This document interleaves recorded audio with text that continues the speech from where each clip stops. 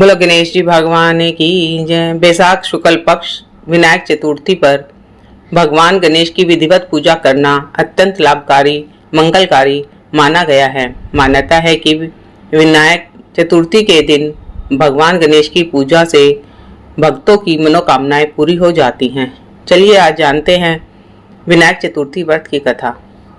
श्री गणेश चतुर्थी व्रत की पौराणिक कथा के अनुसार एक बार भगवान शिव और माता पार्वती नर्मदा नदी के किनारे बैठे थे। वहां माता पार्वती ने भगवान शिव से समय व्यतीत करने के लिए चौपड़ खेलने के लिए कहा। शिव चौपड़ खेलने के लिए तैयार हो गए, परंतु उस खेल में हार जीत का फैसला कौन करेगा यह प्रश्न सामने उठा। तो भगवान शिव ने कुछ तिनके इकट्ठे किए, उसका एक पुतला बनाकर उसकी प्राण प्रतिष्ठा कर दी और पुतले से कहा, बेटा हम चौपड़ खेलना चाहते हैं, परंतु हमारी हार जीत का फैसला करने वाला कोई नहीं है, इसलिए तुम बताना कि हम दोनों में से कौन हारा और कौन जीता। उसके बाद भगवान शिव और माता पार्वती का चौपड़ खेलना शुरू हो गया। यह खेल 3 बार खेला गया और संयोग से तीनों बार माता पार्वती ही जीत गई। खेल समाप्त होने के बाद बालक से हार जीत का फैसला पूछा गया तो बालक ने महादेव को विजयी बताया। यह सुनकर माता पार्वती क्रोधित हो गई और क्रोध में उन्होंने बालक को लंगड़ा होने, कीचड़ में पड़े रहने का श्राप दे दिया। बालक ने माता पार्वती से माफी मांगी और कहा, मैंने किसी द्वेष भाव में ऐसा नहीं किया, मुझे अज्ञानतावश ऐसा हुआ है।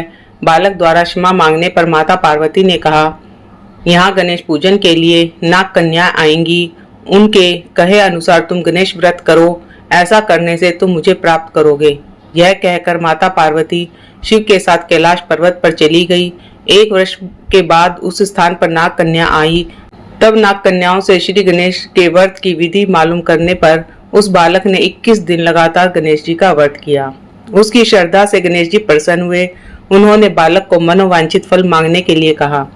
उस पर उस बालक ने कहा, हे विनायक देवता, मुझ में इतनी शक्ति दीजिए कि मैं अपने पैरों से चलकर अपने माता पिता के साथ कैलाश पर्वत पर पहुंच सकूं और वे ये सब देखकर प्रसन्न हो जाएं। तब बालक को वरदान देकर श्री गणेश अंतर ध्यान हो गए। इसके बाद वह बालक कैलाश पर्वत पर पहुंच गया और कैलाश पर्वत पर पहुंचने पर अपनी कथा भगवान शिव को सुनाई। चौपड़ वाले दिन से माता पार्वती शिव जी से नाराज थी, अतः देवी के रुष्ट होने पर भगवान शिव ने भी बालक के बताए अनुसार 21 दिनों तक श्री गणेश का व्रत किया। इस व्रत के प्रभाव से माता पार्वती के मन में भगवान शिव के लिए जो नाराजगी थी वह समाप्त हो गई।